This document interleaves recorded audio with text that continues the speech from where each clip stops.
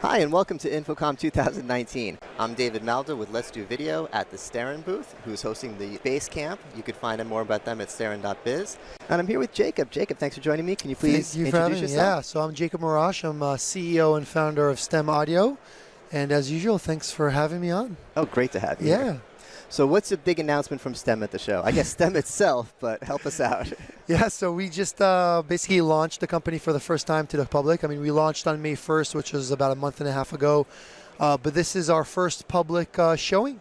So we showed our products, our new hardware, as well as the platform or software that runs our hardware. And if you did not get a chance to check it out, we're basically an audio ecosystem. So 5 audio products you can pepper in your room that allow you to customize everything, and a lot of powerful tools in the background. Can check us out online on our website or our social media. It's a lot to explain up front. Yeah. But yeah. It actually is. It is a lot to explain, and it is a lot more than just the devices. If you're interested in learning more, we just did a webinar together, and I'll be sure to put the link somewhere near where this video is so you all can find it. Fantastic. Now, if someone is going through the STEM booth, and there's a lot of booths here, there's a lot of competitors, there's a lot of devices, as they're walking away after talking to you and your team, what's going to stick in their mind? You know, this is the thing that really makes STEM different from everyone else here. Yeah, I think the answer is maybe in the question, and I don't know if that's a lazy answer to give you, but it's just different. So dare I say, you walk between the different audio endpoint manufacturers, and this was true in with our Phoenix product lines.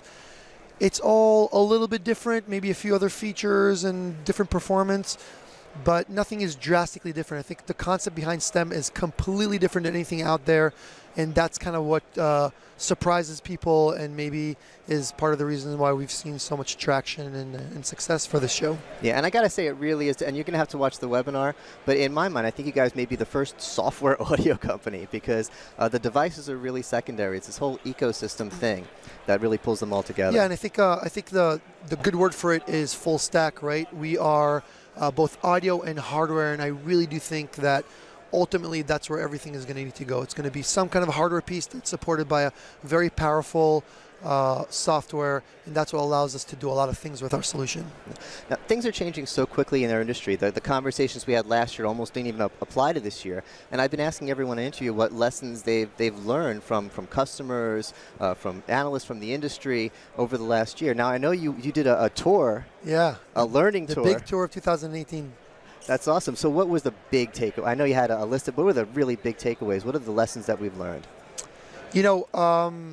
The whole idea was to design our whole solution based on what the end user wants, and more importantly on pain points, so not just general recommendations. So we actually took away everything we knew, we put it on the side, and we went to the end users for different levels and asked, what are your pain points, and that's what we went out to solve. So that was really what we wanted to achieve and do with this solution. I think that's, again, why it hits home with a lot of people.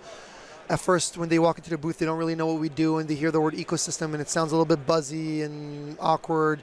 But as they walk through the booth and see what we're doing, everything just feels so homey and comfortable because, yeah, this is an issue I have, and wow, here's a solution, and that's another issue, and that's kind of what's hitting home. That really strikes with me because the technology has evolved. So when I came into this industry, it was my job as an analyst was showing people how to make the stuff work.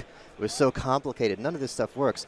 Everything works so great now, yet people still are complaining about their meetings, and I think that what we've learned is there were still some pain points to solve. Absolutely, and I think what's important for an audio manufacturer is different than what's important for a banker or a lawyer that's walking into a room using it, or the IT guy who's managing it, right? So sometimes too many features and too much customization and too much need for engineering is not necessarily a good thing. Sometimes it is, but you have to strike that perfect balance, and the only people that know that perfect balance are the folks that use the products every day.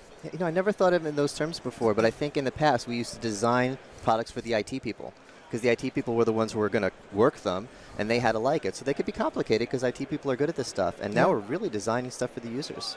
It's true, and I think that maybe another difference is that now users are the IT people, and the IT people are the users. So it's kind of meshing, and that's true at home as well, right? Now the people installing thermostats and TVs and stereo systems are the actual end user. So it needs to be a lot easier. Right, and that has happened and has changed on the consumer side, yet it's very slow on the B2B side. And that's kind of what we're trying to bring on. Okay. So what are your thoughts on the show as a whole? InfoComm 2019. Yeah, and I should ask you. You probably got to walk around a little bit more than me. I love InfoComm. It's one of our better shows.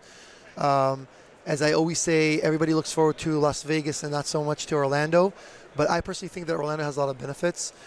It gives us a lot more one-on-one time with customers. It's a lot easier to meet up after the show. People aren't busy gambling and drinking and partying too much. So it has its place, and you know, I've enjoyed it. I think it was a great show for us, most certainly. Awesome. Now, a final question, and I feel this is almost unfair because you just unloaded so much new stuff on me in the last few months with everything you were doing.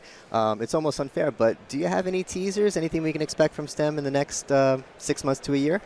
Yeah, actually, STEM is going to be an ecosystem, which means the more pieces we have in it, the more powerful it is.